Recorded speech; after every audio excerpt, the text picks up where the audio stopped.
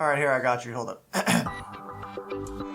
Welcome to the second season of Your Favorite Character Sucks, a show where we each argue for our favorite characters in whatever show, movie, book series, or video game we're covering. Is that roughly what we're doing here? Oh, we all have to put on that voice? It's hilarious. Welcome to the second season of Your Favorite Character Sucks, a show where each of us argue for our favorite character in whatever show, movie, book series, or video game we're covering. All right, Matt, your turn. Now, legitimately though, why are we doing this? Because we already do have an intro for season 1. Yeah, well, just do it. Just Alright, read it. I'm going to go for a little different approach here. Who is the best aesthetic and story? Who makes the most sense? And who do we want to hang out with the most? At the end of each episode, we crown one character the best character, who will then go on to compete in our best of the best finale.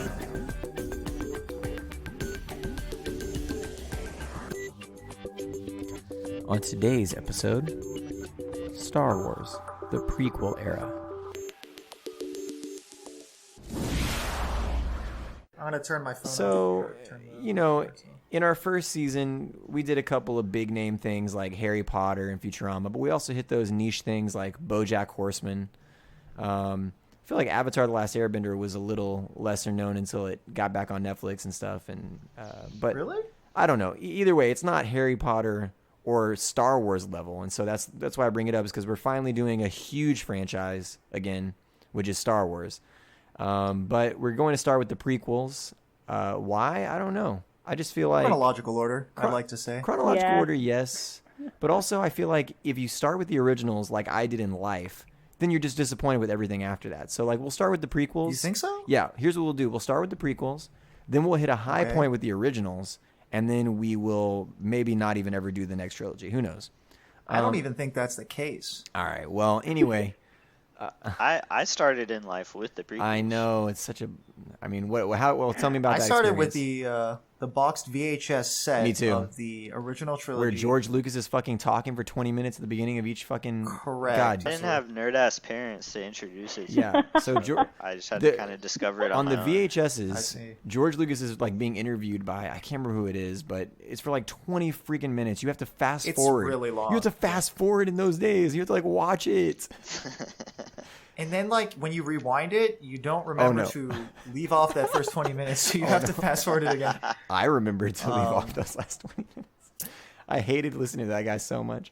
Yeah, the prequels were on better technology, just like how the prequels have better technology in them, even though they came before chronologically. I would argue that they also look worse, even though they take... I agree, yeah. It's weird. The CGI. Well, anyway. Well, some things are much better about the prequels. We'll talk about the worse. prequels, as we're going through. But we need to first talk about our characters. And first, before we do any of that, we need to introduce our guests. So today, we have returning champion. Because the last time she was on, her character won. Wait, that was the last one. Has it been that long? That was the last one Emily was on, and so Emily is back with us today. Yeah. I just feel like she's been on like half the episodes. She's been on Harry Potter and Futurama. That's it. It's only been 2. It feels like a lot, though. And then we have our second guest, who I don't know that well, friend of Matt. I've talked to him a couple of times. David, do you want to? How do you want us to refer to you? David Dobbs. What do you want us to call you? Actually, please call me Uncle Ben. Okay, Uncle Ben. No, yeah. Well, do you want Uncle your Ben name? being not a reference to the rice? No, David is. We'll fine. call you. Okay, I'm not calling you David. I calling will you be Dobbs. saying Dobbs for the remainder of the podcast. And my life. Well, I guess I meant, how do you want us to introduce you to the world? But that's fine. I'll call him Master Dobbs. Okay. Well, I'm comfortable going first. So again, we're sticking with just the prequels. So anybody listening, you're a Star Wars fan, we get it. We'll talk about the characters. We might even talk about their arcs beyond the prequels, but when we're deciding who's the best character, we're talking about who's the best character in the prequel era. And that era, so let's state that also includes Episode 1 to Rebels, right? So the Clone Wars. Yeah, and it also includes, in my opinion, books and comics, like whatever you've read, bring it to bear here. Yeah. Just that Wait, time I thought it had to period be of, canon. Well, I don't care about that. Not Legends, right? I'm going to talk about some of the books that Disney has chucked out, but So I went back and forth a couple of different characters, and the character that I decided on in the end to say got to be the best character in the prequels is Darth Sidious, Senator, then Chancellor, then Emperor Palpatine. this dude climbs the ranks throughout the whole prequel series. And also, well, I was going to say, there's not really much mystery to, like, what's going to happen in the end. You know he's going to become Emperor Palpatine, and, like, you know Anakin's going to become Darth Vader, spoilers. But you don't know how he's going to do it, and I found that the, like, Anakin transition to Darth Vader was a lot less satisfying than, like, watching Emperor Palpatine just manipulate everybody and, like, an entire universe of, like, planets and people. He's just got him on a string, and I found that more interesting than, like, Anakin's whiny bitch-ass journey to becoming Darth Vader. And so, yeah, because he pulls the strings and because he controls the plot so much, and because I just like how he does it. You know, there's certain people who come at things head first, and he is very much going through things the roundabout way. He also kind of reminded me of, like, how we talked about Snape being on, like, two different sides, except Sidious is, like, not only on two different sides, but he's also on his own side, which Snape was not. I would argue that he's only on his own side. Yeah, he's only on his own side, but he's pretending to be on these other sides, and it's very interesting. And also... Yeah, he's playing both sides for sure. Yeah, you know, I'm going to give George Lucas a lot of credit for, like, he's going to get the blame for, like, the poor writing that's in the prequel series. But I think that the one masterful thing that he does with the prequel series is to show government and how someone can manipulate people and rise to power and all that stuff. I think he actually does that really well, and he does it with the best character, Palpatine.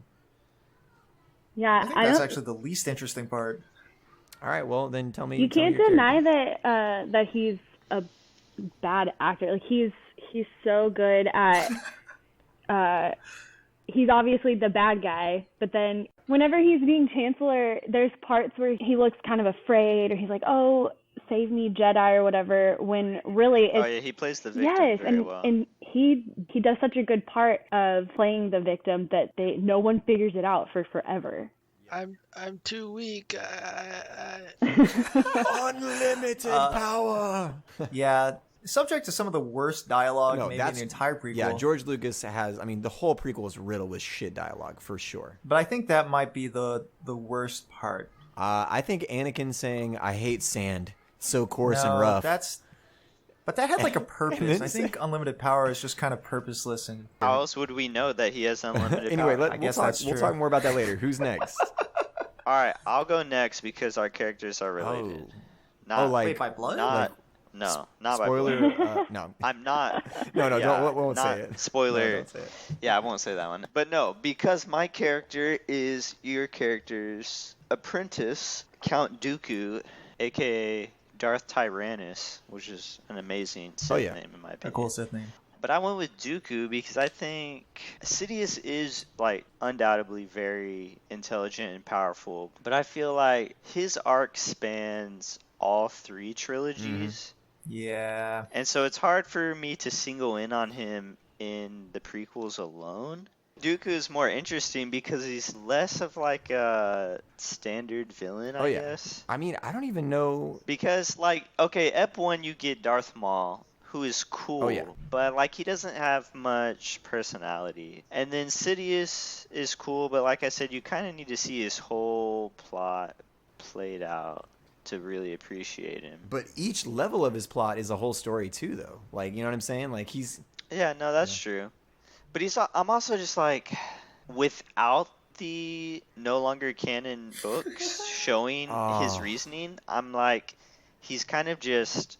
He's just evil for evil's sake. I'm still considering those books. We'll talk about it later. So yeah, I'll let you explain that later. But without that, I'm like, he's just kind of an evil guy that I'm not really sure what his purpose is besides just world domination. Power, yeah. Can we also talk about how Dooku, Tyrannus looks older than Palpatine? Yes. He just straight up looks older. Well, but obviously, Palpatine is, like, masking his appearance or some shit. Is that what it is? I feel like... I think that's what it is. Yeah, I think so. I don't know. I don't think the lightning actually warps his appearance. I think he's been masking his appearance. That's the impression I have. How do you do that? The Force. The Force.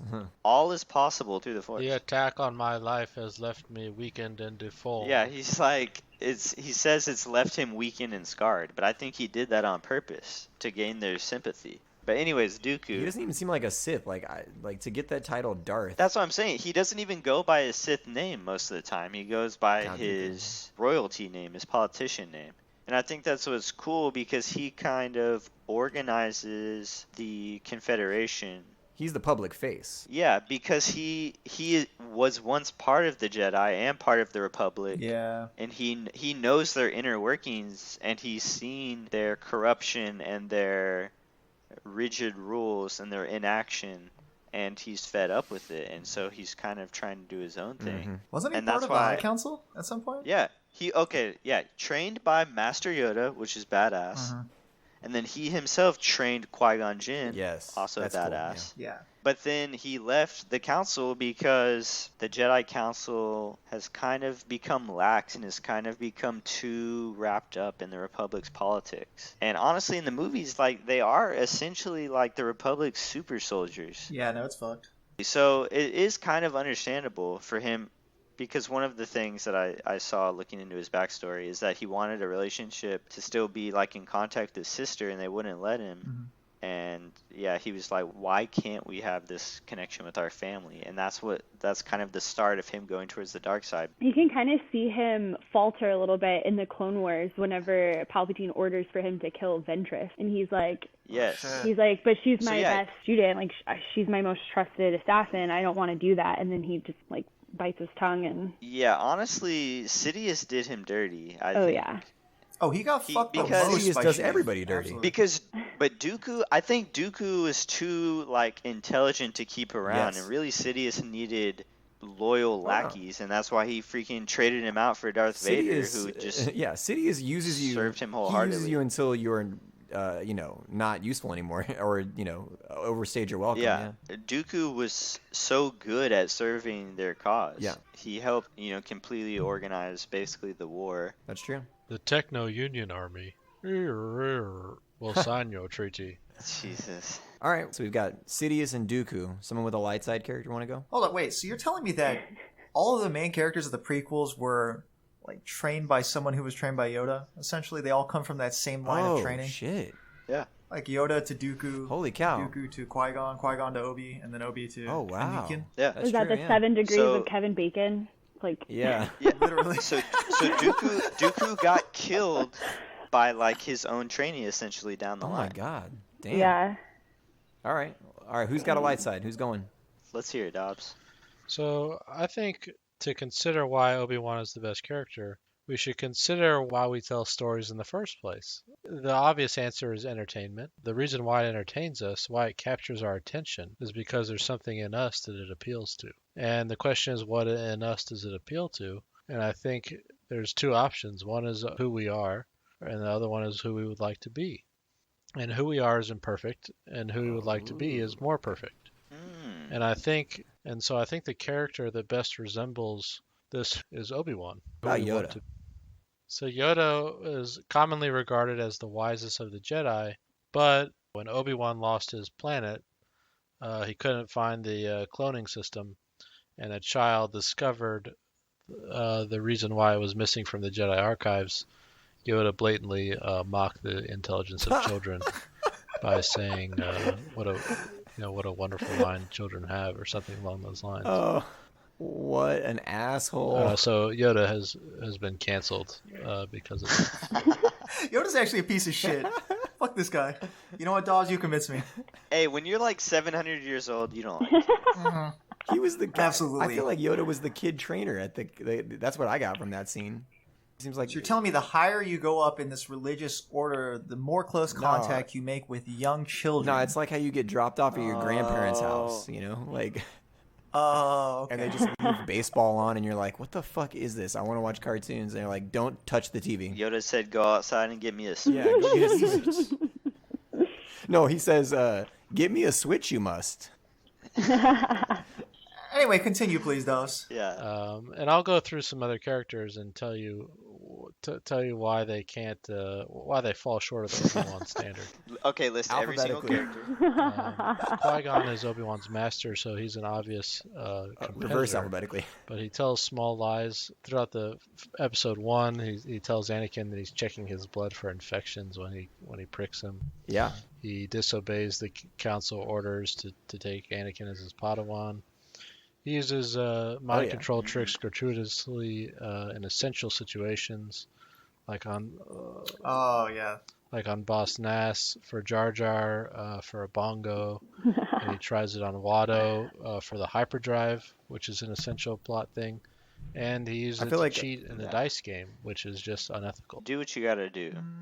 We'll see. Qui-Gon is definitely the student of Darth Tyrannus, because there's, Qui-Gon's willing to sort of step You've also got Mace Windu, who is a very strong, good character. However, he tries to influence Anakin not to kill Palpatine because he was too dangerous to be kept alive. I'm loving the direct quotes. Overruling Anakin's sense of justice with his own sense of prudence, which resembles a lot of the propaganda that we see in our society today. Bending truth towards an end. Not quite like Qui-Gon, who is a ends justifies the means type of actor. Whereas Mace Windu is kind of manipulating the situation a little bit, and Mace may have very well appeared evil in that situation to Anakin, causing Anakin to see the Jedi as evil in his opinion later. And then you've got Obi-Wan, who has shortcomings in every episode of Star Wars, and he admits them, and they're crucial plot points. He lets down characters, he fails situations. I think within his realm of influence, he's the most consistently good character.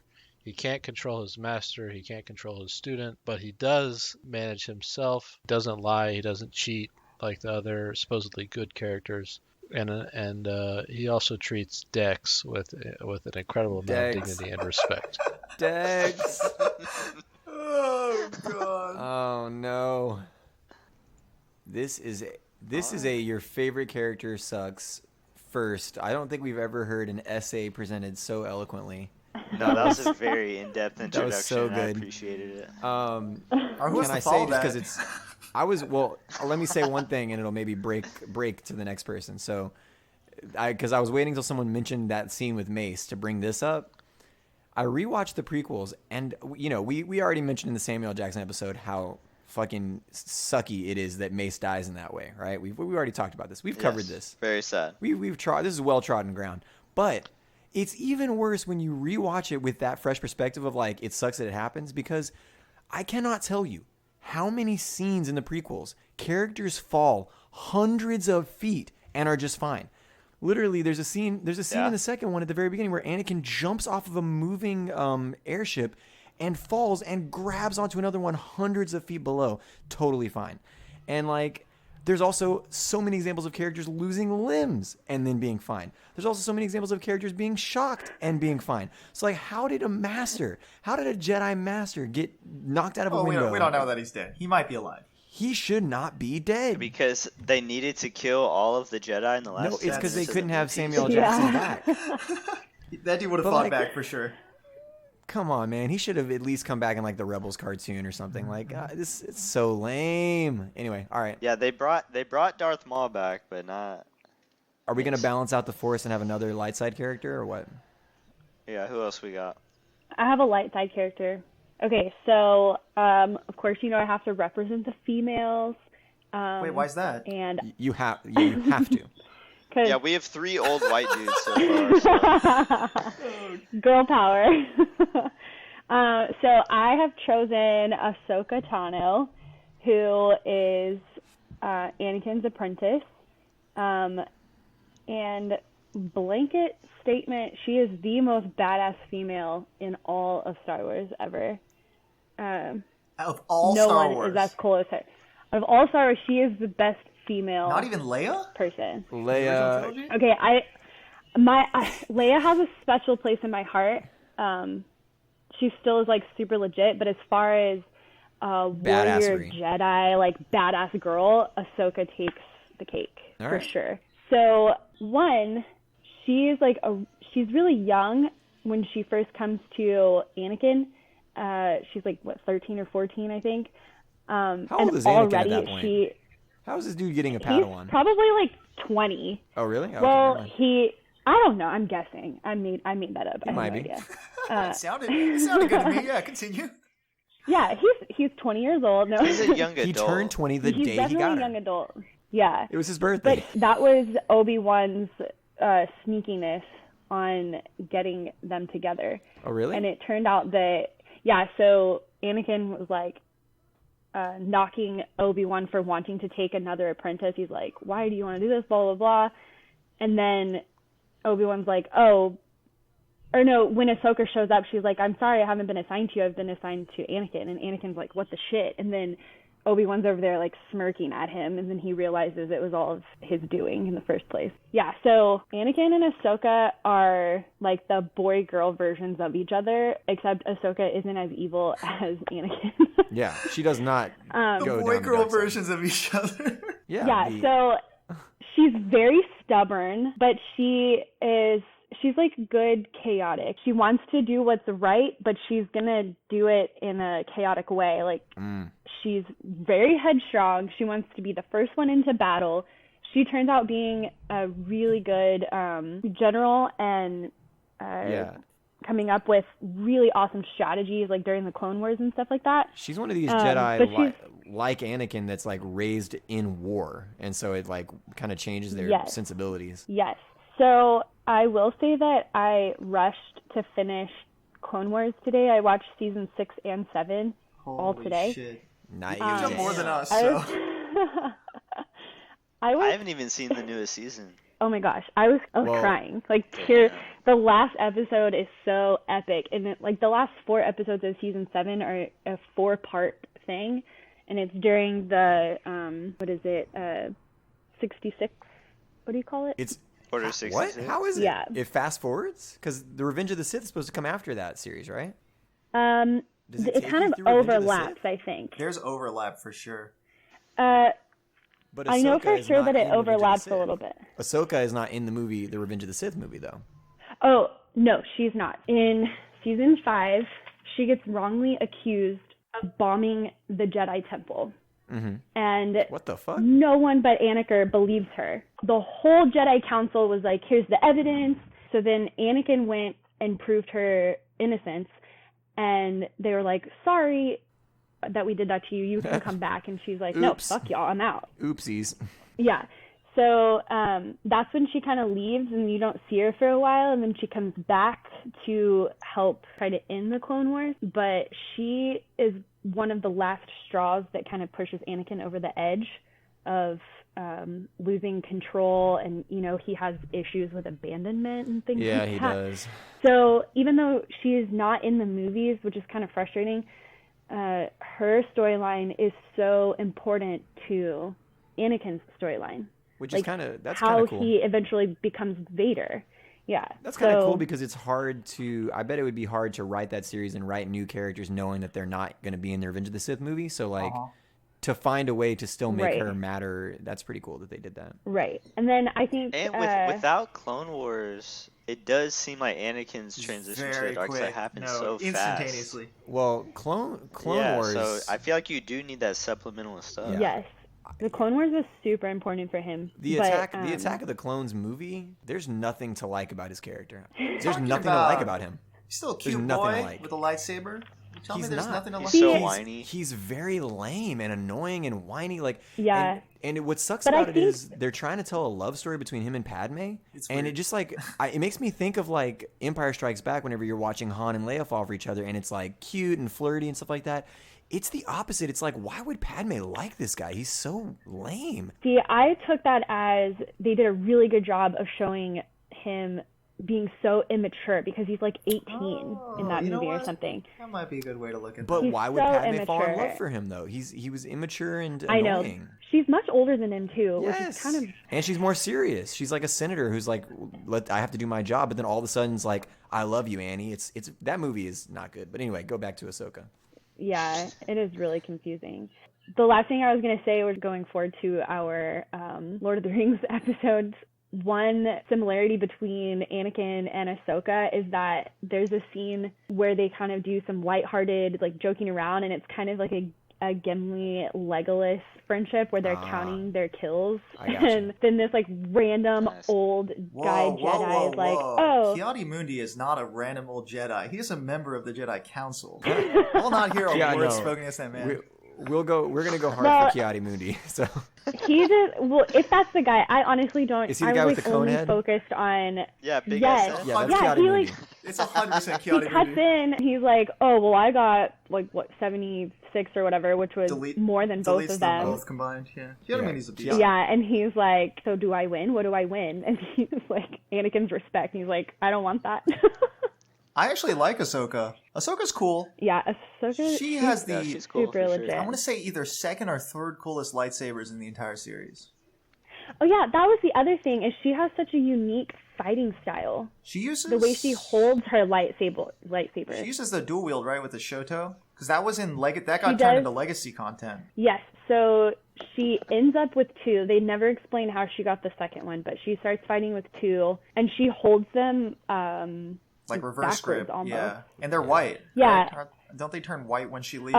Eventually. Is that in Rebels? Yeah, she took some Sith lightsabers and cleansed the crystal. Are they Beskar crystals at this point? Had what is the other one come out yet? Oh yeah, that's the Mandalorian. Kyber crystal. Sorry. Kyber. Yeah. Okay. In Harry Potter, you pressed Emily to tell us the wand wood on Ginny's wand, and now you're telling her to tell us the fucking lightsaber crystals on Ashoka. My God. And I knew this. I'm just gatekeeping people from the Star Wars fandom because I'm a piece of shit. Yeah, Matt's definitely gatekeeping. And I don't even know that much about Star Wars, honestly. So we got two light side guys, right? And two dark. Two dark side. Who better to bring them together than the chosen one, Anakin Skywalker? No way. Darth Vader. Not Darth Vader. Darth Vader later. Okay, Darth Vader at the end of the prequels. See you later, Darth Vader. Anakin Skywalker from episodes 1 to 3. Poorly acted. Honestly, I don't even know if it's bad acting or if he just didn't have anything to work with. Yeah, I don't know if I it's actually his fault. like Hayden Christensen, but the problem is that the dialogue he was given, it was just so poopy. What can you do with that? It's very bad. It's so bad. If you watch Clone Wars, I think that they do a much better job. No, he's way better. You get to see the transition more. In the movies. Yeah, no, for sure. And the thing is, I don't even think he's that bad in the movies. He's straight up emo in the movies. He's so it's like, emo. yes, I understand he's supposed to be emotional, and that's what leads him down the dark side, but... But, I mean, I'm talking also about... Think about Episode 1 Anakin, you know? At that point, he's still bright-eyed and full of hope and shit like that, so... Well, yeah. Even though he's a slave, he's still so cocky. He is definitely a slave, but he's, like, super smart. He's got the Force-attuned reflexes and stuff like that. He's a cool character for many reasons, and I guess the most integral character to the plot of Star Wars as a whole, right? Everything revolves around Anakin, even the sequels. I think it revolves around Darth Vader. Comical, to say the least. That was really weird. I don't understand that. I don't see the point. It's so random. Midichlorians what are midichlorians? Go ahead, Dobbs. Hit me with a quote, and then I'll continue to talk about midichlorians. Over 20,000. No Jedi has that high midichlorian count. How old is Padme's supposed to be in the first one? She's like a teen, right? She's super young. I think she's 16. So how old was Annie? So imagine Annie? like driving. You just got your driver's license. You go pick up a fucking 10-year-old. Yeah, you roll up to like... Yeah, that is like... that's... Pick up Wait, is their relationship not more at that point like brother-sisterly? No, it definitely is. No, and that's why... I mean, he definitely already has a crush on her. He has a crush on her, which is fine. Yeah, yeah. Well, that's fine. You're trained to become a Jedi. I'm trained to become a senator. Imagine being Natalie Portman and having to act opposite of Hayden Christensen's bitch ass. Like, it's so bad. I don't have a problem with Hayden Christensen. Okay. I think that we're putting too much on the man. Either he did it or the director told him to be completely unlikable. I think it's the writing. They made him too. They made him so writing emo. was probably not Which good. sucks because, like, if you want to do the fall of a character, like, you can have a good character that has a fall. It doesn't have to be a whiny bitch that we hate. The thing is, I think that he really did peak when he was 10 years old. Yeah. I think about how important he was to the defense of Naboo. He brought down like the shield generator or whatever as a kid. That was huge. Without that, they just lose. They're just done. The Trade Federation just continues their blockade and all that. One of my None favorites, of that ever happens, right? Yeah, one of my favorite books is one of the Star Wars books. I think it's called Rogue Planet. And in that one, it's the best portrayal of Anakin that I've seen. And he's like maybe 12, 13 years old in that book. But he's not whiny at all. Like he's like when he's a kid, he's not whiny. That's the point. Yeah. He's very optimistic. Why do they play him I don't so even whiny think later? he's that. Is he that whiny in 2? He is. I feel like that's mostly 3. I just watched Attack of the Clones. He's just complaining what are some nonstop. examples? He's talking to Padme and he's like, Obi-Wan won't let me make decisions by myself, and he doesn't believe that I can do this, and he doesn't think I'm ready for the trials yet. And he constantly, you're right. I do remember that. He constantly complains about like his lack of responsibility. If I'm Padme, I'm sitting there like, this guy's lame and annoying. Let me frame it this way. It is a little bit understandable that he would feel like he needs more responsibility because since they found him, he has been the chosen one or whatever. They made exceptions for him to join the Jedi Order. Even at that point in episode 2, he's already one of the strongest Jedi to ever be, right? Yeah, and Palpatine's already whispering in his ear. Correct, exactly. So there's some amount of like hubris and other things. So that's my point. It's not wholly on him. He's just an object that everybody else is trying to influence. You can understand how he would react the way he does. That's what I'm saying. But it would have been cooler if his arc was him breaking away, like being sick of being everyone's tool. But he just becomes... No, that's not how it happens. He becomes broken. He just becomes he like the lackey of Sidious. I was going to say, I don't think he knows how to be himself, like, at all. Yeah. Ever. In anything. Like, he has abandonment issues. He obviously has a personality disorder. He's got a very large ego also. Well, and all of that's fine. He's manipulative. Also, he goes on a mini genocide. He does go on a mini genocide. That is true. He just kills a bunch of sand people. Don't really like how they're... fine. I just don't like the love story being run alongside that because it doesn't make sense that a character would fall in love with a character. It really doesn't. No, it's bad for sure, but that's not the fault of the character. That's the fault of the writers. But I guess, in that... Yeah, but you had to get to a point where he has kids, so... Yeah, exactly. I don't think they did a good job of that. But I think that despite all those faults, I still like the character. And I love Darth Vader, of course, as well. There's a lot of stuff that happens in between the prequels and even, I want to say, A New Hope, where he does a bunch of really cool stuff. But Anakin is cool. He's, at the core of the character, he's an incredibly powerful Jedi. I mean, there's brought no up to be the doubting chosen one. He is the chosen one. He does bring balance to the He is the chosen one, there's no debate. Do we need the chosen one prophecy shit? Yes. See, like he could just be like you could just say he's like off the charts powerful. They did say that. The midichlorians are off the charts, exactly. Bran. I don't using the phrase the chosen one is just so lame and played out. Well, was it lame and played out in 1999 when this released? Yeah. I guess that's been around for like since the dawn of fantasy. Wait, was it actually released in 1999? It was in 99. Yeah, it was. Okay. It was 99. The thing is, I feel bad for Anakin more than I'm annoyed by him, because the thing is, a lot of the things are outside of his control. We'll be right back to your favorite character sucks after the short advertisement. Hey, how are you doing? Remember me? I'm Watto, the greasy, hairy, long-nosed merchant on Tatooine.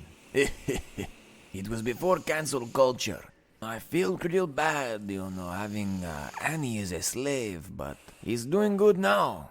Number 2 in the galaxy. You could do worse. And really, he got the last laugh because not only did I lose my slaves and my business, but I even started another business after those 2 Jedi come and visit me. And then they take Annie away because it turns out he's a Jedi too. And then later I see red and black Zabrak with double-sided lightsaber. I said to myself, boy, Watto, maybe I need to get out of the pod racing and junk selling game and get into the lightsaber game. Well, as soon as I open my store, the boy goes and kills all the Jedi. He brought balance to the Force, but he brought my business deep into the red and my credit down to 0. And that's why I'm here, folks. I'm here to announce that Watto's Lightsaber Emporium is going on crazy hot sale. So hot that it could cut you in half and cauterize the wound. Just a little lightsaber joke. But we don't just have the plain old lightsabers that, can cut through anything and repel blasters. That's boring. No, we have the double-sided lightsaber. Why have one lightsaber when you could have two put together? We got those. We even got a lightsaber with two tiny lightsabers come out the top of the hilt. I lost 12 of my best slaves just in the testing of this device. What do the two little lightsabers do? I don't know, but they look cool. But we're not all warriors. I myself am a businessman based on a stereotype.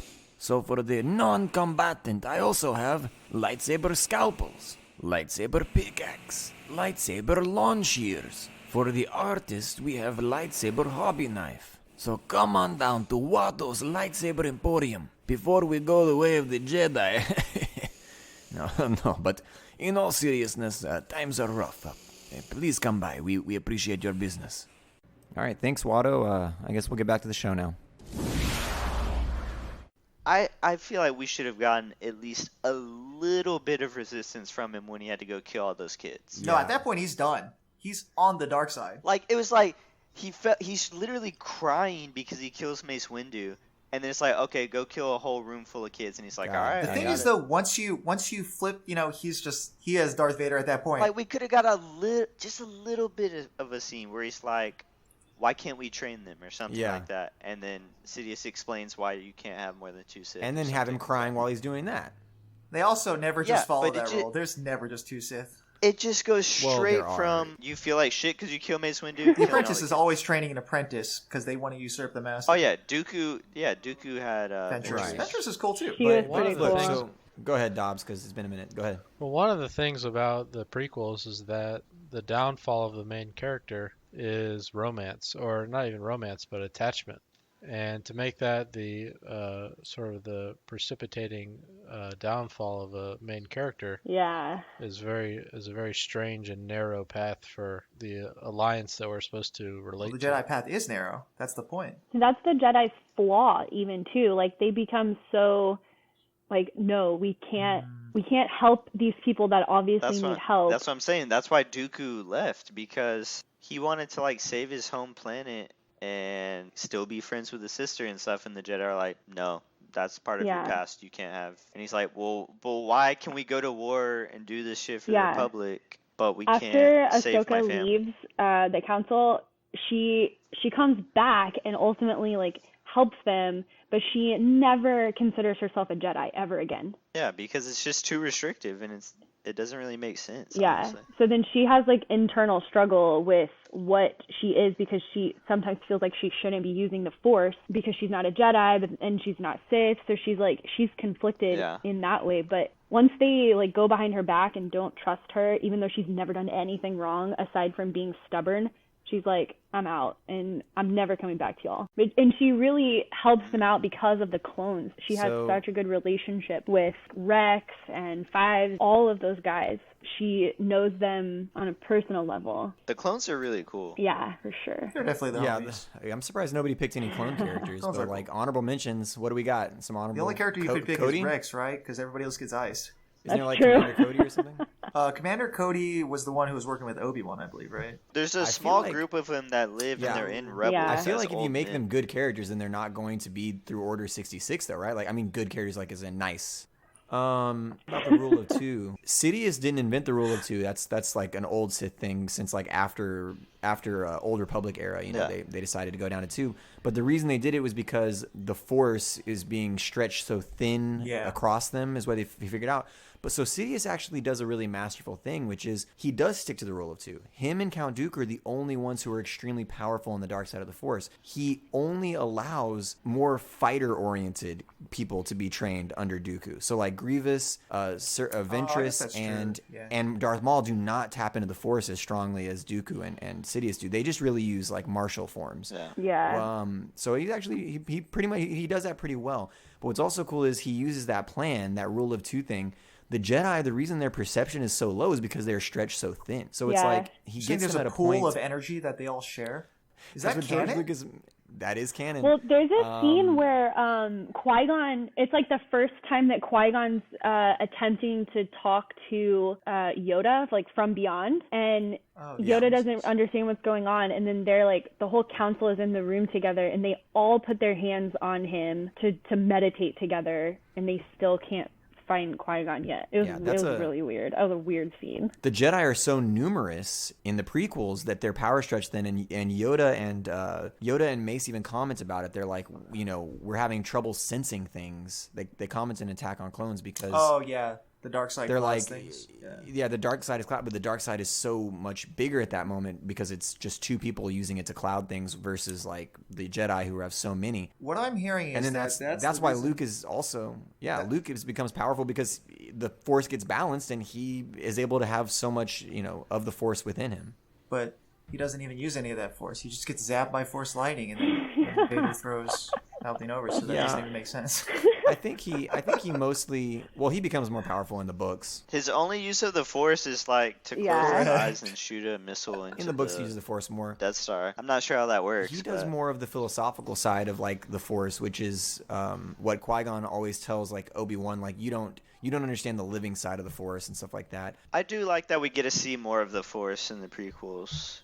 Oh, it's insane. Because it's spectacle. That's all it is. And more technology and I mean, in the originals, it's either like 1980s. Well, yeah, but I'm saying like it's not just in terms of the visuals. I'm saying it's either like a spiritual force, like for the communication with Obi-Wan, or it's basically just like telekinesis. Force choking, yeah. Well, and then there's also like some sensing, like I can tell that Darth Vader's on this planet, like that kind of thing. Like, and these are not the droids you're looking for. They got all the staples down in the original. Yeah. Can I say something? So the humor in the prequels is another thing that sucks about it, which is like no, it's not good. The humor in the originals comes so naturally, and it's fun and it's sarcastic and it's all those things. But then in the prequels, it's so forced down our throats with like poop jokes and like other stupid shit. Like Jar Jar Binks is just the epitome of. It's a lot more juvenile. Oh my god, it's so dumb. Would you also argue that it's made for a younger audience? I don't think it is because you think about Episode 1. No, Episode 1 is absolutely for kids. It's like the main character's a young child. It's about sense for that. It's about a trade federation having a blockade on a planet at the. It doesn't. It's not for kids. It's I think too that's complex. the setting. Well, I don't think that's the important part of it. It's meant to create the story for people who have been following since the originals, but also include all that stuff to like introduce create a kids. new audience. Yeah. I'm not saying it was done well, but I think. No, as a kid, I had no problems with Episode 1. As a kid, when I first saw Episode 1, I enjoyed it.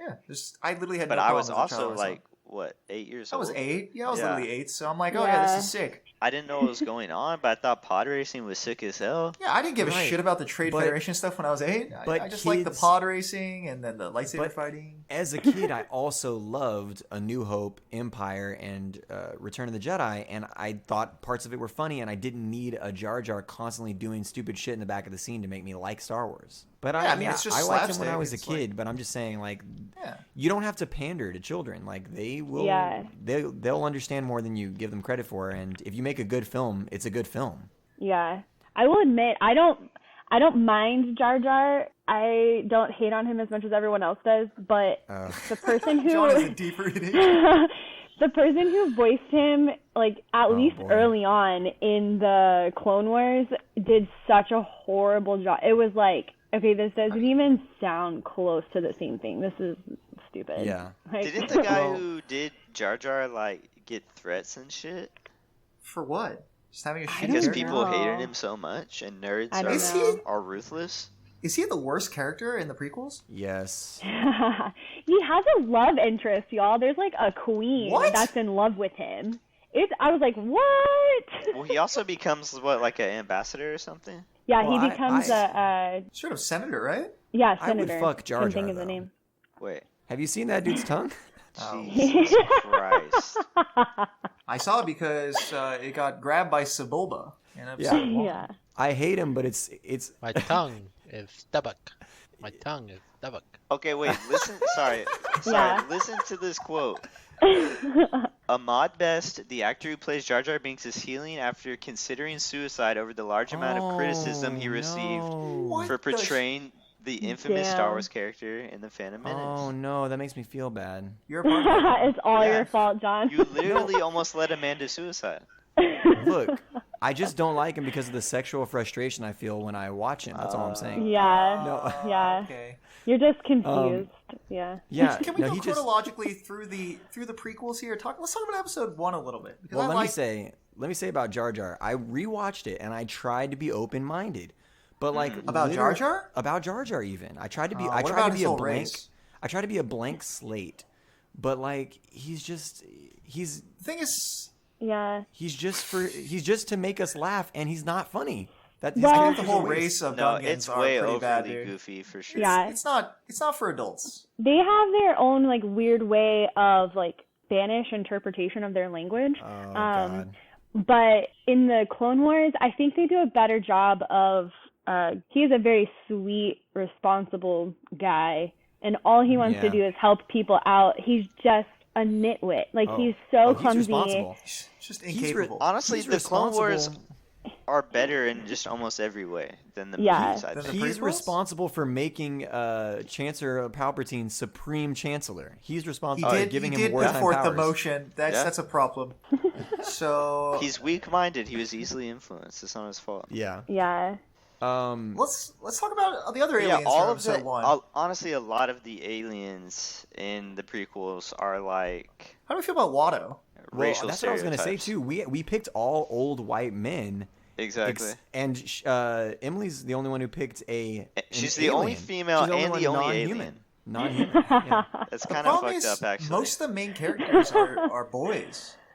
Yeah, that's why I like to Star focus Wars on the has too much female. focus on humans in this huge galaxy filled with it's aliens. a galaxy with such, I'm pretty sure, a very small. Why is so much power in the hands of humans? Because even in this fictional world, they're like imperialist bastards. No, it's true. Well, even the Empire is like non-human, I think, right? It's they're insane. just straight up racist. They're racist, yeah. Yeah. But where does that Based even off of come Nazis. from? They're based I don't off know of why Nazis. that. Oh, is that true? Yes, they're stormtroopers. Like They clearly I are. guess they But do I'm really like, have stormtroopers. No, but I actually like the pod racing, like action scenes and stuff like that. Those are pretty cool. The pod racing scenes are fine. The pod racing scene is cool because it shows that Anakin can act under pressure. You know, he can respond to situations that are out of his control and bring them also under he's control. an ace pilot. He's the ace pilot. He's the only human that can do it. Until 10 years later, when he just is a whiny bit, like cannot take any form of pressure. Well, the thing is, your outlook does change from being just a child slave. Sure. You view all the Jedi as these otherworldly, like basically space cops and stuff like that, and then you become one, right? And then when you embody that, you feel like you have a certain amount of like power. Let's do some honorable mentions. Shmi. Yes. Shmi Skywalker. Shmi Skywalker. She is actually a really good character. First of all, she has a virgin birth, which is pretty insane. She's the progenitor of the whole Skywalker line. It just starts with Shmi. It starts with her, yeah. She gives up her son to allow him to get his freedom. You know what I mean? Like she could have a better life. Yeah, that's pretty amazing. But then also, she goes from being a slave to like getting her freedom and marrying a guy, and like then she making like the best, she kind of bargains for Qui-Gon taking Anakin for sure. too. So she's pretty great. I mean, she's a good mom. She's a good mom. Yeah, no, exactly. That's my point. She's self-sacrificing. I never paid attention to it until I realized when I watched the recap of Revenge of the Sith today that it's her step family that gets Luke. Yes, yeah, absolutely. The thing honorable mentions. Okay, my honorable mention kind of goes into what I was going to explain to you about C-3PO, but my honorable mention is droids in general. But I do really like Star Wars. No, for sure. R2D2 and C-3PO we're gonna. But also part of the poor humor in Episode 1 are the droids like stupidity. Oh no, the droid army is shit. Yeah, the battle droids, at least through the Clone Wars, sometimes that's the comic relief that you get in some of the episodes. Oh no, Clone Wars and then way too much characterization of the generic trade Federation droids. Well, it's so funny because he's like, I hate this job. It's like, do you even? It would have been so cool.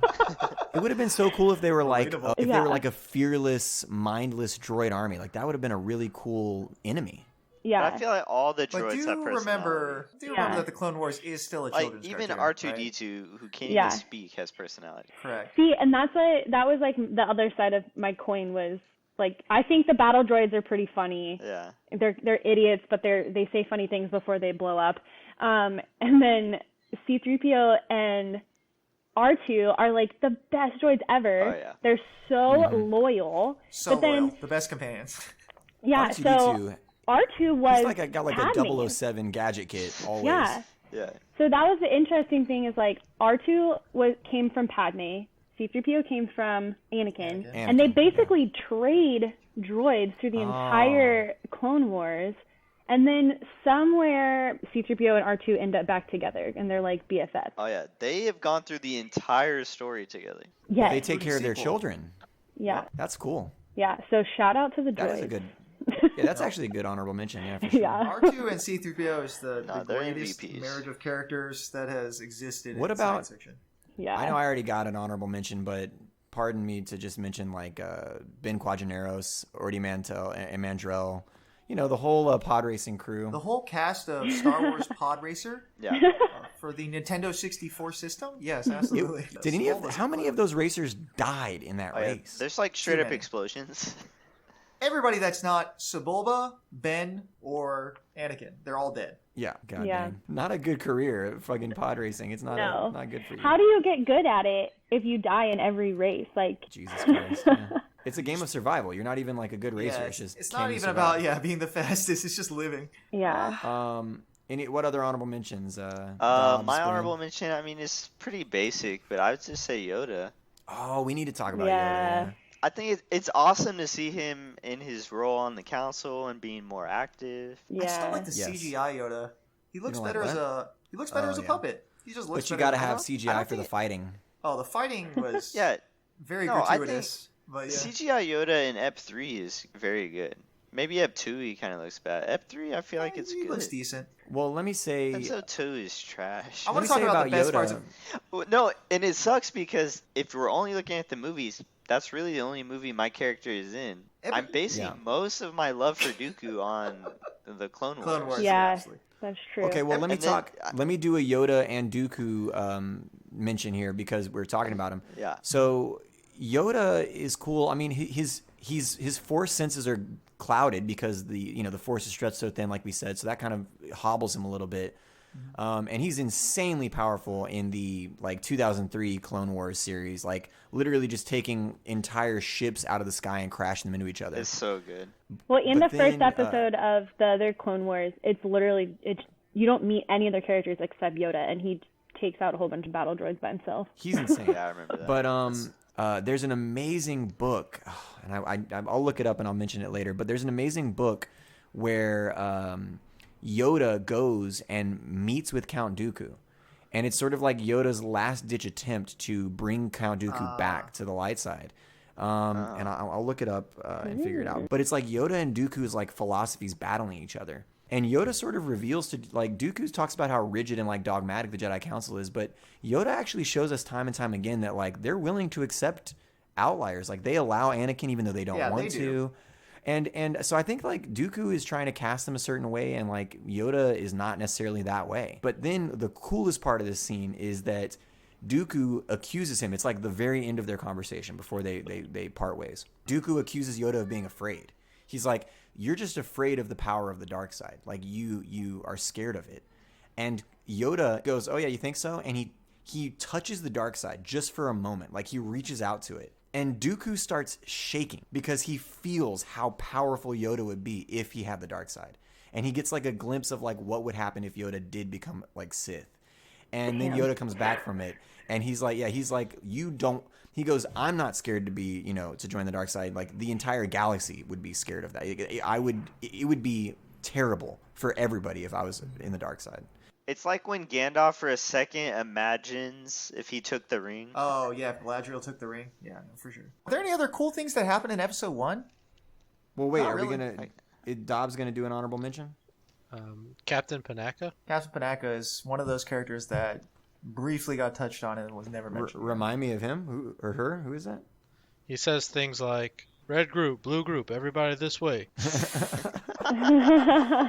Also one of only a handful of people of color in the whole universe. Yeah. He has a pretty esteemed company. Senator Organa? Organa, yeah. Bail Organa? He saves...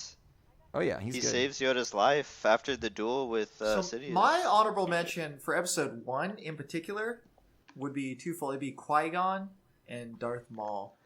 Because Qui-Gon is cool. Simply, that's the first time that we as an audience got a taste of how awesome lightsaber fighting could actually be. Yeah. Oh yeah. Oh yeah. Oh yeah, and it's because of that actor. That actor is an amazing like stunt actor. Going from the originals to that lightsaber fighting is amazing. You get introduced to the double-bladed lightsaber, right? And then actual fight choreography. Yeah. They make good use of like vertical and horizontal space. There's like different obstacles and things. Oh yes. And then it ends pretty dramatically, dude. The score amazing. The soundtrack during that fight, insane. Okay, can somebody somebody hit with that? What's that one called? Is that like That was so stressful to rewatch. I knew what was going to happen, but I couldn't really remember how it happens, and so I was like, "Oh my gosh, I know it's coming!" And then Qui-Gon like kneels down to meditate while all the doors are closed, and I'm like, "He's gonna lose his head right now!" And I'm like, it was like rewatching it for the first time. I thought that was really clever, the use of the like closing doors, because then Obi-Wan had to watch while Qui-Gon. Oh, that was awful. That was awful. I think I cried. And then that carries. I cry a lot in Star Wars. That carries in episode 2, because when they fight Dooku, he's like, don't go at him alone, because one Sith, he knows what happens when one Jedi fights one Sith. Yeah. Dude, Obi-Wan gets freaking trashed by Dooku both times. Yeah. And then somehow fucking destroys a 4 white lightsaber wielding General Grievous. Yeah. Like, how are you going to get owned Grievous, twice? But gets absolutely pooped. That's because Grievous doesn't have good mastery of the Force. But you know what? Qui-Gon, the reason Qui-Gon died to Darth Maul is because he has a particular set of skills, and lightsaber fighting is not one of them. See, I would argue that Obi-Wan is not a good, like, warrior. War fighting is not. I think making quips is his strongest trait. I think being a teacher and an instructor is his strongest suit. Yeah, but maybe not. He failed miserably. What do you His mean? one student. No, he says like the whole time he's like constantly in doubt because he's best friends with his. Yeah, they have a brotherly relationship. He can't separate that from. It is strange that they gave Obi-Wan control over the Chosen One when he never had a Padawan before and barely was a Jedi Knight himself. Which that's interesting. Yeah. And didn't want to imagine take if like Anakin. Yoda had just been in charge of Anakin or something. I feel like if Yoda had taught Anakin, he would have been more aware of his fear, and he would have taken a more negative approach. Yeah. Kind of like, have you ever read the book Chaim Potok, The Chosen by Chaim Potok? No. It's about this rabbi who raises his son in silence. And the son is always like, my dad is cruel, he doesn't talk to me. But the point was to raise his son in a way that he would regard and fear God only. And I feel like that's kind of what comes to mind when I think of Yoda teaching Anakin, is it would be like more of like his back turned to him, a very negative, like absent approach. That's true. Yeah, I would say being a teacher, coming from a teacher point of view, Anakin is that like one kid in your class where they're really smart, but they just give you hell all day long, and it's like you love them, but you hate them so much sometimes. They blame everybody else for their problems. Yes, because they never can take responsibility, and they're difficult to teach. And I think that's like Obi-Wan he can't figure out the best way to really reach Anakin. They're like, I never had a dad prematurely. Yeah. I never had a dad. I was immaculately conceived. That, but I get that every year. Well, and also, like I said, it's not all wholly Anakin's fault. Well, the issue is that Sidious just was so masterful with his manipulation. Like, there's a quote when Qui-Gon says, he goes, "It's no accident that we ended up on this planet to find Anakin." And, like, he's referencing the Force. Like, he thinks, like, oh, the Force has led us here. But the truth is that, like, Sidious, through his persona as Palpatine and also Sidious, has forced them to land there, when they were fleeing and escaping from Naboo. And, like, every little thing he does, use the Force to cause a hyperdrive leak? No, the actions of, like, the Separatists and all that stuff, like, have caused them to get where they are. And so he's constantly shoving and prodding and pulling different directions and making certain things happen. I mean, he puts Qui-Gon in a position with Darth Maul where that could happen, you know, all that stuff. So, Yeah. and he also has like a future sense. That's the thing that makes Darth Sidious so powerful, is that he has like this future sense, and he can also like manipulate other people's sense of the future. Like he clouds the Jedis, and he like allows Anakin to see fragments of the future. He's incredibly overpowered. Yeah. Well, it's really just it's a future sense. Like that's all. He's very manipulative, and he can see certain glimpses into the future, and he uses that to manipulate people. And so my favorite quote from him, and I it's in the first movie, I guess, because it was a young Anakin. I can't remember now, but We'll be watching your career with great interest. yeah, he's just like, oh yeah, we're gonna be keeping a close eye on you, bro. Like, yeah, obviously you're just waiting for the best time to turn him over. Yeah, he's very He sends the manipulative. midichlorians and young Annie. So we haven't even talked about episodes 2 or 3 that much. That was I only guess. episode 1. Yeah, We did. mentioned Two, everything. I think it was. Now let's just talk about, what does everybody think is the coolest part of 2? It's the part where like 100 Jedi drop into that arena. Why the right? fuck is Count Dooku like? Okay, he's got these Jedi's captive. He seems to be a guy who's like more utilitarian. Like he doesn't really care if you're Jedi or a Sith. He's just trying to like figure things out. Like he thinks the Jedi are dogmatic.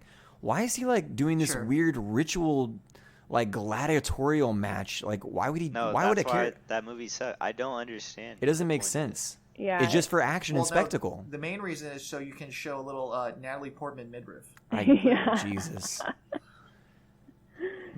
Someone ordered that up. Yeah. Dude. That's all I'm saying. That Yeah. costuming was intentional. Well, I mean, George Lucas controlled almost every aspect of the film. He like literally had to sign off on the design of blasters. So What I'm saying is that's like the Leia in a metal bikini Yeah. Yes. part of the prequels, right? Yeah. I have to admit that was definitely one of my college Halloween costumes. Slave Leia. is Padme done any better in the in like the Clone Wars cartoons? Because I think the only Clone Wars stuff I've seen of her, she's very just kind of in the background. She's not really anything important. She doesn't get a huge storyline in Clone Wars like some of the other characters do, but you can't not say that she's so important. Like, one, because of Anakin, but two, she's an amazing senator.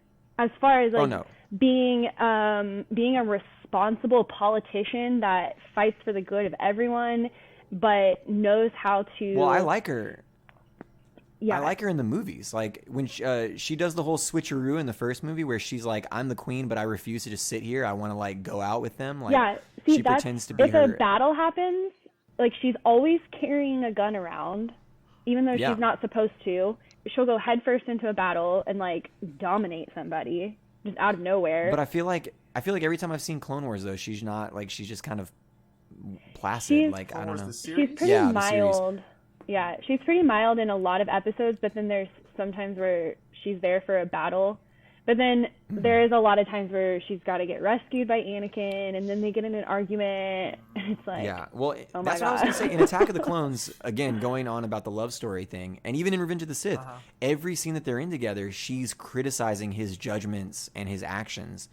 And it's like, what does she see in this guy? She's constantly having to like say, well, why do you feel that way? And why do you think that way? And like, you shouldn't feel that way. You shouldn't do that. Like, she's constantly critiquing him. And so I like her because she's right. Like, she's constantly like, dude, you need to calm down. Yeah. So I agree with her, but it's weird to me that she falls in love with him. I don't know. I think she also might It's the be midichlorians, dude. frustrated that they have to be so secretive. Like, obviously that's hard on their relationship, but yeah. But it's also a little spicy too. Yeah. You know? But that goes back to the rigidity of the Jedi Code. Like, they weren't so strict about such things. Like, he would have been less likely to go down the dark side. that Same is thing. very Leader's literally true. 800 years old. Yeah, Very same true. thing with HISD. They won't let me. Erica and I, our relationship has to be secret because they won't let me see my sister. They won't let me be in a relationship. It's pretty I'm fucked. so glad I don't work in that district anymore. Yeah, it's tough, man. If you're hearing this, then Matt, Bran, and I have already recorded a number of episodes for season 2, and it's been a weird one. Coronavirus has guaranteed that we stay apart and record at home, which might have actually improved the audio quality. But we're still doing just as much work researching and figuring out the best shows to do. And anything that you guys can do to support us is appreciated. You can follow us at YFCS Pod on any of our social media platforms, Instagram, Facebook, Twitter. And you can also become a Patreon subscriber at patreon.com/YFCSpod. We already have a couple of subscribers who've ordered a couple of episodes. The 2 bonus episodes, Dead to Me and Carol Baskin, our thanks to them. But we've also got a subscriber at $10 a month who has ordered a Stranger Things episode. So come join us on our Patreon where you can help influence the future of the show and where you can help to decide what topics we cover. It's not just shows and movies, it's also books and video games, whatever you want. Shoot, Carol Baskin's a real person. Anyway, that's patreon.com/YFCSpod. All right, we'll get back to the show now. Thank you for listening. We do have to note that episode 2 was very important in the Clone Wars setup origin story because we figure out how the clones Yes. came to Yeah, be. why did the Jedis trust an army that just got, created? Well, the Clone of Jedi is Jedi. Also, yeah. it was Dooku who chose Boba Jango Fett Jenga. Yeah. to be the So the template for the clones. I had to Why Jango Fett? Just to get him in the story? because of his battle abilities. Like, he's such a good warrior. So they were like, he's a Mandalorian. clone this guy. He's amazing. Clone all the best parts of him, and then we'll just. He's for sure a Mandalorian? He's from Mandalore. Do we know that? He has the armor. Oh, he's a Mandalorian in the Yes, ethnic sense? he's from Mandalore. Well, he has the Beskar armor or whatever. He does have the best Yeah. guy. Yeah, man. They're really doing a good job of fleshing that out in the Mandalorian. Yeah, and then Very cool. but then so the thing they end up with in the Clone Wars is the chip. So I still haven't I haven't had time to process that whole thing because that was I'm guessing that Obi-Wan is the one who figured out that they had all of these clones, and so I'm assuming this was like a business deal for the Republic of acquiring these clones, even though because Palpatine was behind it I believe that was. already, from the beginning. Yeah, Dooku and Palpatine in the background are the ones who are implementing these chips. and Yeah. shit. Yeah, So yeah.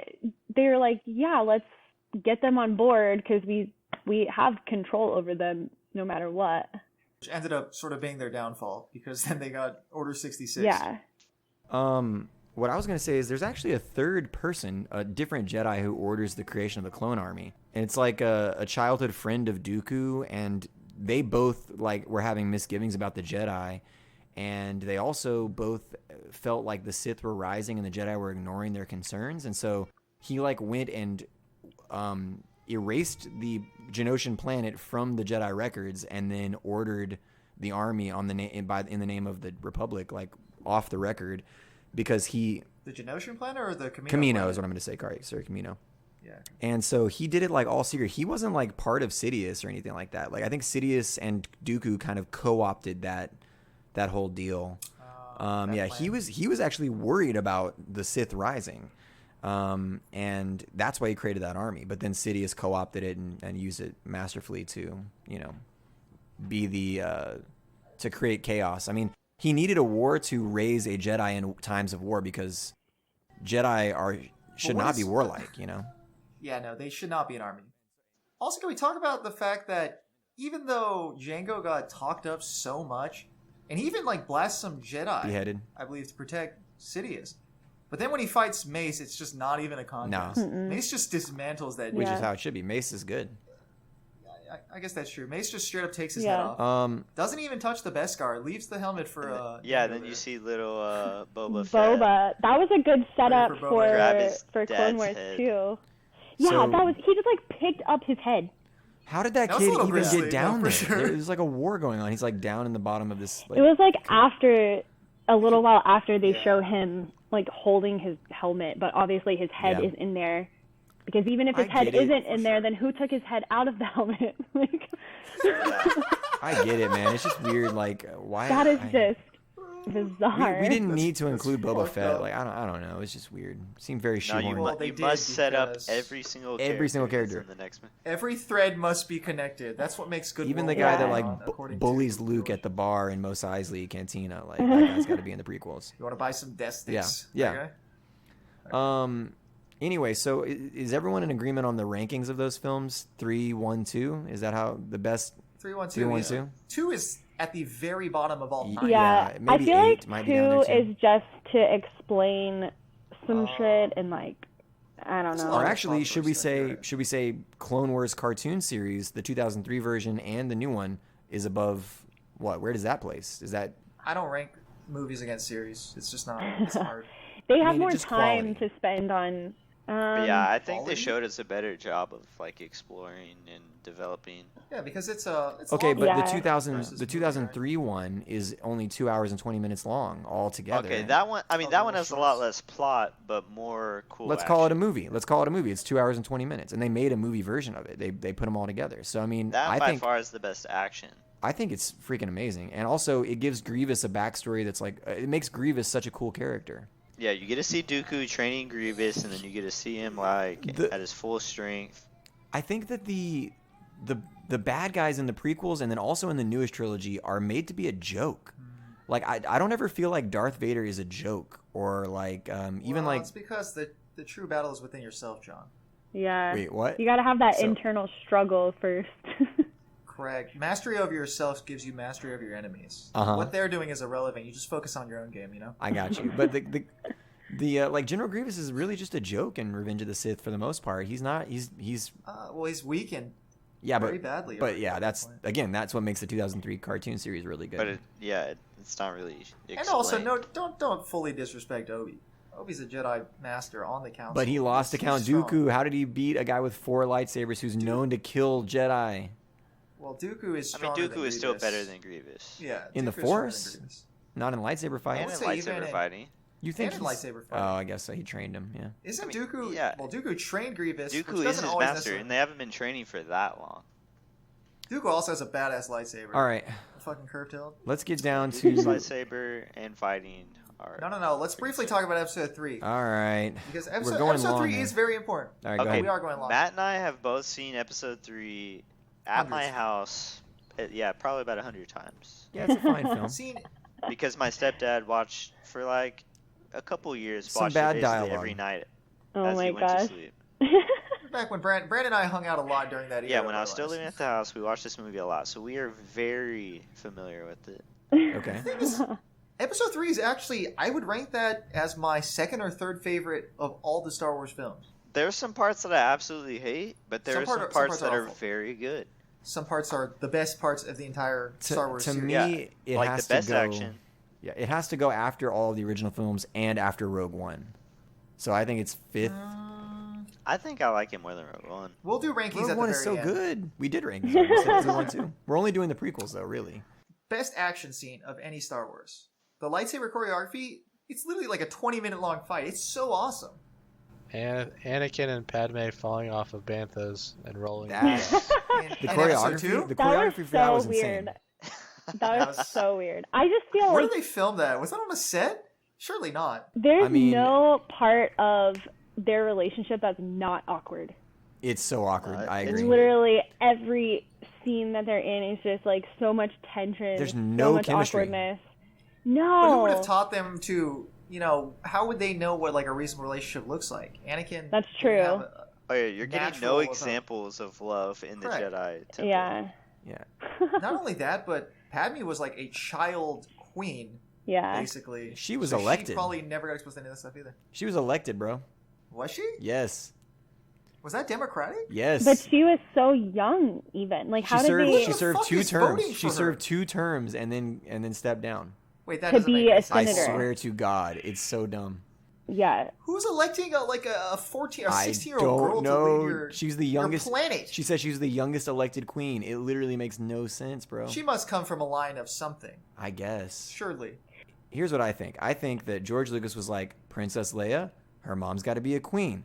And then in the second movie, he was like, wait, how's the Queen of Naboo going to be relevant anymore? Fuck. Yeah. She's a senator now. She served her 2 terms as queen. So what y'all want to say about Revenge of the Sith? Pretty good movie. Yeah, I think it's a good film. It's the best of I the don't first have 3 any- Now, of the okay, prequels. what I hate Mm-hmm. is how easily the Jedi are dispatched. Yes, that is. I poo-poo. think Order 66 should have literally been like the last third of the movie. Oh, first, if Kiadi not Mooney more. got fucked. But Cutie instead Moody literally it's just got shot in like the back. the Jedi go from the height of their power to completely vanquished in like 10 minutes. Yeah. If even that. It's insane. The scoring though, the music during that scene, ooh, So the fallen. music I and remember- the visuals are very good. I remember seeing that in theaters and everybody cheering when Yoda does a backflip over and like cuts that clone's head off, and like everybody Get to look at cheered. Chewie too. So in the And seeing Yoda dual Sidious is really cool. Oh yeah. in the Clone Wars, the last 4 episodes of it is overlapping with the 3rd movie. They only show Ahsoka's part of Order 66. Yeah. They don't with show Rex. anyone else's Yeah, that makes storyline. sense, though. So the music in those episodes was just like so epic. Very good. That is half of the reason that's why I cool. started bawling my eyes out because there's in the last episode there's probably There's a lot of only crying going on. I know there's probably only like half of the episode with dialogue. The second half of it is just you see their body language and their facial expressions is showing all of the pain and like craziness of it. It's so intense. Episode 3 has the best lightsaber fight of the entire series, I would say. It has... Probably. I don't know. I feel like it has the most quotable parts of the entire prequels. Not for a good reason, but No. they exist. No. The No is pretty comical. Unlimited power. Just so... Also, Brandon, you unfortunate. said the Do fight it. between Sidious and Yoda was cool. it. Sidious makes like really dumb faces that whole time, and it throws me Yeah, off. it's just like cackling. It throws and me stuff. off. He's He's so a dumb. psychopath. He's weird in that scene. crazy. Yes. Oh yeah, no, I mean he's definitely weird for Is he sure. just like, He's, like, high on the fact that his maniacal. plans worked? Maybe. Yeah, he's fine after having to be a bitch ass politician for Yes. like decades. And then He all of finally a goes sudden full you can Sith be your Lord true mode. self. Yeah, Well, he can fight No. Yoda with the full force of his But power he because doesn't he and can like fight back. he even says like he's had to put up with Yoda's bullshit this whole time Oh my while gosh. hating him. And But so he finally his- gets to fight him head on. It's His like minor the plan- evil scientist. Like, No, it literally is mwahaha. mad. Full mad scientist throwing lightning. And Yes. He goes from being subtle to being so over the top. It's insane. Yeah. But his plan doesn't really. mind it. His plan to take over the government doesn't completely go to fruition until A New Hope, when he actually just gets rid of the Senate completely and becomes the Emperor. Well, no, they gave him emergency powers, right? But in A New Hope, she says something like the Senate's going to hear about this, and the guy, I think it's Grand Moff Tarkin or something, goes like, yeah. he goes, Sidious has just gotten rid of the Senate, like it doesn't exist anymore. Well, he says in Ep 3, "I am the Senate." That's He true. does say, "I am the Senate." So he has like a puppet. Another excellent quote. So yeah, he already Alright. has complete control at that. All right, let's finish this up by like comparing our characters very closely. Aesthetic. That means the look, the feel. How they fight, all that stuff. Like, what is who's got the coolest aesthetic? I think Dark Sidious right? is pretty basic, just in a black cloak, and you know, He's Yeah. an ugly dude. and he's also I ugly. So like- I lose that. I lose this round. But For an old white dude, I think Dooku actually looks cool. Dooku's lightsaber cool. is sick One, too. okay, Yeah. I forgot to mention the actor Christopher Lee. Oh man, amazing. it's so cool. Yeah. Yeah. Get ready Yeah. for my Christopher Lee double special. No, Yeah. dude, there's literally like a Saruman with Gandalf scene with him and Obi-Wan, like where he's like they're Yes. in a room together and he's like figuring I know. out. I will discuss it next time. There's actually Okay. a lot of parallels between It's so Dooku and weird. Saruman, and I love both those characters. Yeah. Okay, so Christopher Coolest Lee. aesthetic is Darth Vader, is it not? But Darth Vader, he's not Darth Vader till the end, and it's not really. Yeah. He's Anakin It's Skywalker. There, You it just is get there. No, you just get Although- crybaby form. I think it's really important to point out that Anakin, through his entire time of being a Jedi, is always wearing dark clothes. Yeah. He does wear a lot of. Plus, he has a dark fucking browns. rat tail. I am so glad that he gets rid of that Well- in Clone Wars. Well, Yeah, that's the just rat a tail is Jedi because thing, right? Doesn't Oh, they he's make it emulating canon. Obi-Wan. They make it canon afterwards. yeah, of because course. then it's Well, for human Padawans, because most Yeah. aliens don't even have hair. Yeah, if you're a so- Yeah. Rhodian, you're not gonna have a rat tail, even though you look like a rat. You know. Wow. yeah. They're called Well, Rhodians. they look like Rhodians. Okay. I love Rhodians. Yeah, Um, I would argue that Ahsoka is has the best aesthetics Coolest because looking she's not human. Yeah. Yeah, now being a human is She's pretty not whack. an old white Obi-Wan- dude. It's pretty cool. Yeah. Obi-Wan's hair is really stupid in the first movie, but it looks really cool in the later. He looks really Oh, cool when he becomes later. Jesus and yeah. yeah. No, I Really like Jesus. Obi-Wan's look later. He's like Yeah. iconic Jedi. I also just master. like Ewan McGregor. Just Oh, Ewan McGregor's. in general. Yeah, I would Yeah. bang That's him my man's. for sure. And I think I wouldn't because I'm in a committed relationship, but if I weren't, I'm married, but still. Me, Jar Jar, Obi-Wan, oh god. Stone Son. God. yeah. What are your thoughts on this, Mr. Dobbs? Who's the best aesthetic? Well, I'd have to watch the series to know about Ahsoka. It's true. He's never seen. Send her a pic. He sent a pic of Ahsoka, I mean, we right? posted pics, but Yeah, That's I don't know true. the fighting style. Just leave it at. All right. Yeah. Well, it'll be a tie. It'll be a tie between Dooku and Ahsoka. Who would you say from the characters but you it's know? definitely not Sidious or Anakin. So No. For sure. Power levels? Whatever. Who's the strongest? Anakin. Sidious. Sidious or Anakin's Anakin? midichlorian count is fucking the highest that we've ever seen. I don't know if Sidious is the most powerful. He's just the most manipulative. But he might be more powerful. I don't know. Why doesn't Darth Vader ever challenge him? He wants Because to. he can't beat him alone. He can't beat needs him Luke. alone. Yeah. Yeah. I think Sidious is the most powerful. I think Sidious is more powerful than Darth Gets Vader. thrown down a shaft. I think Darth Vader would have been more powerful if he Okay, didn't we'll get save injured. it for the talk on the originals. But yeah, that shit is stupid. If he didn't get injured, I think Anakin would have been more powerful than Darth Sidious. But because he got injured, it hurt Also, him. yeah, within the scope of the prequel, But also- Sidious does ice like Chaotic Mundi and like 2 other Jedi. No, Masters. okay, yeah, exactly. The fight against 5 Jedi Masters. But also Just Darth Vader, annihilates he's them. scared to challenge him because he's like training a Padawan like in secret and stuff, you know? Is that Force Awakens? Yeah. Darth Vader is like Sidious's hound. He's afraid to get beat, so he doesn't challenge the master. All right. Also, what do I you just think, that Emily? He's like literally broken as a human. I think I'd have to say Sidious, but not even like strength power wise, like the way that he controls literally everything. That's powerful. Yeah, just his influence also. Yeah. He cons the entire Jedi Council. Yeah. All right. Because I could argue how strong Ahsoka is, especially in like after she leaves the Jedi Order. The way she controls things around her so easily is pretty badass. But as far as like if I put them two together, definitely Sidious. Like Dooku is undoubtedly a better lightsaber fighter, Oh yeah. but when it comes to force ability, I feel like Sidious is unbeat. Yeah. Dooku loses to Anakin, bro. Yeah. Like, come on. Anakin's the chosen one. Yeah. I feel like he kind of And he's fighting gives up. 2v1. I don't know, man. Obi-Wan gets dispatched pretty early in that Okay, fight. we all agree Obi-Wan sucks, but... Wait, what? Huh? Dobbs, what do you think? Who's the most powerful out of all these characters? I think Sidious, yeah. I like the argument that his influence is like multidimensional. Yeah, exactly. All right. Yeah. Which character is like the most, the best written? Like, you know, they're interesting characters. They're complex. They seem human. Like they make sense. They make decisions that make sense. You know, that kind of thing. Within just the scope of the prequel? Yeah, in the prequel. I'd go only. with Sidious again because he's got, I mean, maybe not the writing, but the acting conveys such like a manipulation of even like culture, like not just like a society, but like the people around him. Mm-hmm. Whereas Anakin's just like looking out for himself, trying to be the most powerful. But does that But even a character Sidious that's is looking out for actually themselves manipulative. might make sense, like in a literary sense? You know what I mean? Like, does Anakin's character make sense? Do we? I think he. This Just is where discussed how I he go force with chokes his Dooku. pregnant girlfriend, right? Yeah, like why does Yeah, I he do? He don't does think so many Anakin makes contradictory sense. things. I think that his character. Yeah. It seems poorly written. Well, he's very conflicted. I think again. Dooku is the Yeah. most interesting of the Sith Lords, in my opinion. Yeah. I think he's a I really would good definitely character. go Dooku or Ahsoka as far as like driving the storyline behind the obvious main characters. Well, the reason Yeah. I like Ahsoka and Dooku is because they both sort of are not adhering to like Sith or Jedi.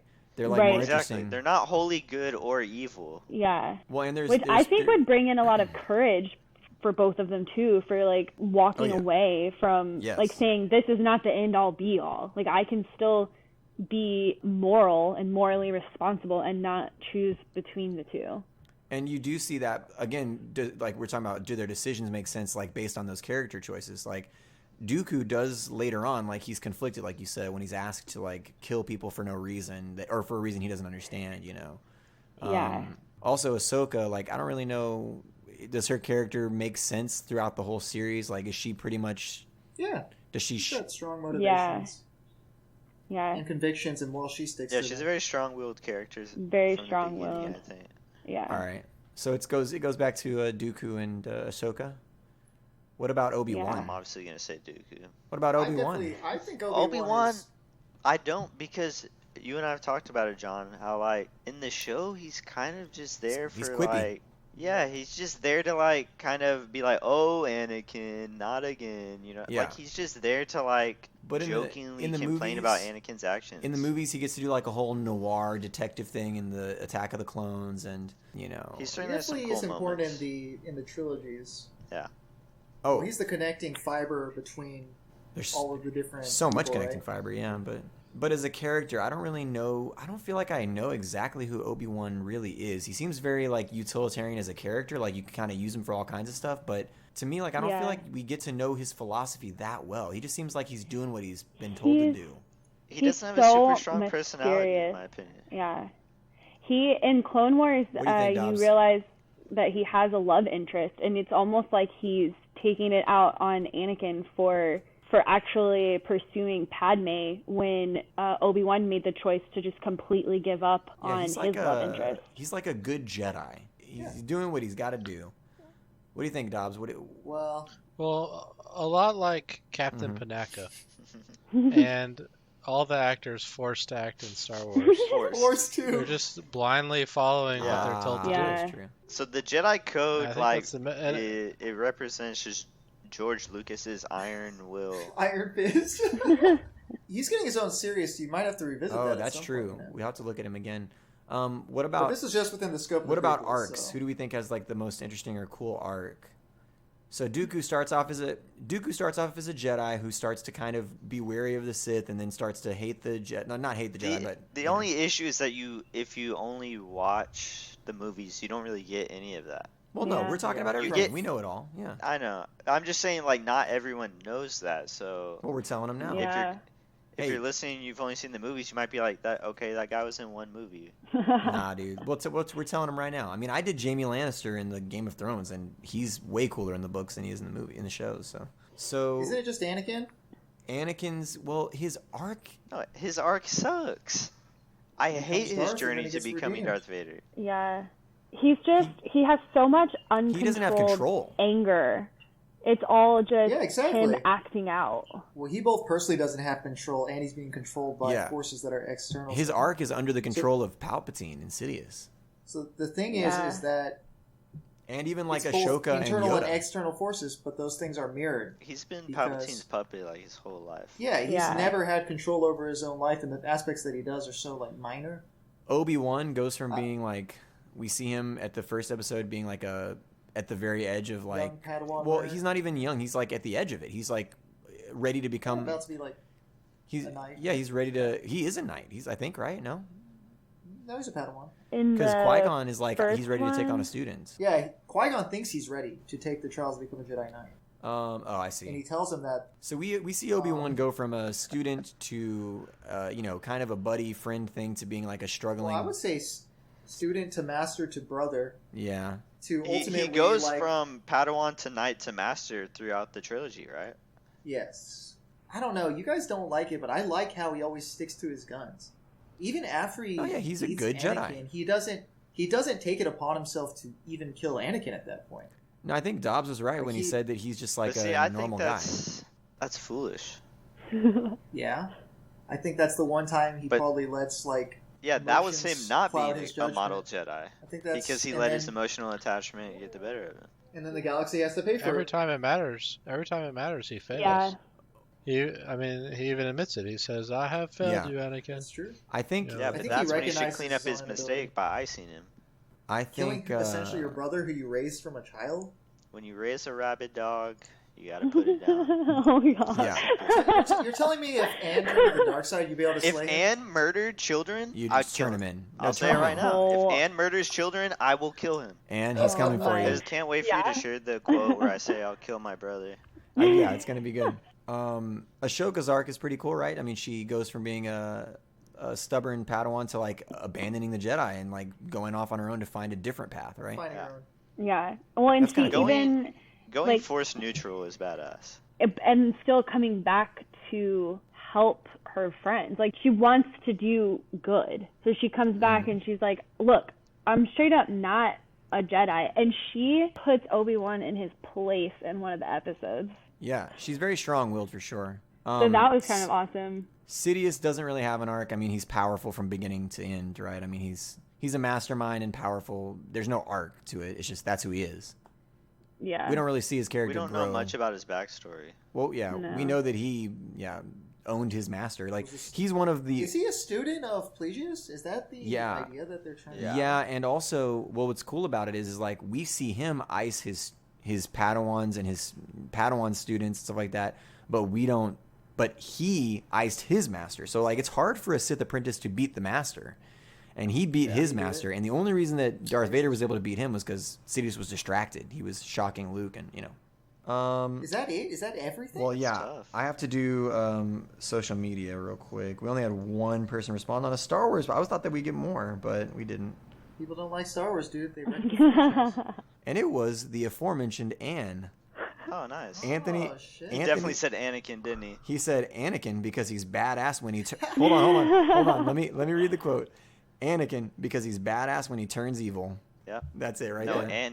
Anne loves Anakin. I have a feeling you're gonna have to kill Anne. Well, Yeah, they have the it's- same name, so. And same mentality. All right. So I count that as a vote towards Anakin. Oh no. No. Okay. So we do a 3-2-1, and then we say who we think is the best character in Star Wars. Well, you shouldn't think at this point. You should know. You should have a pretty Yeah. definitive. Yeah. understanding. And we're being we talked a lot. We're being honest. Like after the whole conversation, who do we feel like is the best character produced in the prequel series? Okay. All right. Wait, are we doing the 3-2-1 together as well? I'm not ready. John Connor. Hold on, I got to think for a second. Wait, you're not ready? Are y'all all ready? Okay. I'm ready. Obviously. I'm Panaka. ready. We've been It's very talking for 2.5 hours. I'm Somebody ready. count it down. Do All right, it. All right. 3, 2, 1. Sidious. Ahsoka. Sidious. Oh I no! feel like everybody said it. I think we I all heard two said. Sidiouses. Oh yeah. I think Dobbs said Sidious. I did Oh say my Sidious. God! I actually won this one. No. That's crazy. Oh no. You know what's crazy? Damn, Emily, Matt, and I all just chose our own. you know- We did. We totally did. You know what's crazy? Your brother convinced me to stand my ground. Oh, damn. Just because he's a Who were badass you when leaning? he's Who were evil? you leaning towards before? Huh? Who are you leaning Ahsoka. towards? Oh, Ahsoka. I love that character. I don't know Ahsoka well enough, and I do love Count Dooku, and I was thinking, I think that Count Dooku and Ahsoka are really good, and I didn't want to vote for Count Dooku not knowing Ahsoka well enough because I was like, I don't want to screw that character over because I don't know her well enough. Like I feel like Dooku and Ahsoka are both better than the main characters, so y'all are all stupid, but... so I didn't want to vote for either of them because I didn't want to. Like I was like, I can't vote for Ahsoka because I don't know her well enough, and I don't want to vote for Dooku because then I'm fucking over Ahsoka because I'm gonna be honest, I think you think about it too much. Yeah. You I don't, think so too. You don't worry about who other people are voting for when you Correct. cast your no, vote. I still voted for Sidious because I That's thought why he was the you'd make a best. poor Jedi. You're too conflicted. I'm saying if I wasn't going to Too vote many for threads pulling on Sidious, your life. yeah, I would have voted for Dooku second if I didn't vote for Sidious. But John, you're going down a path I can't follow. Yeah. You All are right, well, lost. Darth Sidious, Emperor Palpatine, No, but he He's is a a lot good of play. character. he's He's a cool character. he's He's the a lot of puppet fun. master Yeah. of the prequels and apparently the best character in the prequels. Yeah. But hey, We'll be watching his career with great interest. tied for second. Ahsoka, Anakin. Yep. Yes. Dooku. No, I think that's There you right. Well, no, Ahsoka and Count Dooku should be tied for second. Well, Yeah. it doesn't matter what you think because it's been decided. So, But This is it. This Obi-Wan, is the way. Obi-Wan was voted out. God, and the thing is, I don't think we gave enough consideration for Obi-Wan. I don't know. I think when he does leave Anakin alive at the end, it shows that he is willing to. I really do like I don't know. Dobbs' argument think- about him being actually the only person we can really look to as a hero in the story. I like that. Yeah, he's just a dude trying his best the whole time. But there's a Yeah. lot of forces Failing. outside of his control. Absolutely failing, but trying his best. I can't believe it. We did it again. We figured out who the best character is in whatever we're talking about, despite the podcast being called Your Favorite Character Sucks. Now the only question is, what should we do next? You can help us decide by following us at YFCS Pod on Instagram and Twitter, and telling us which show, movie, series, book you think we should do. Until then, hit that subscribe button and catch us on the next episode. Thanks for listening.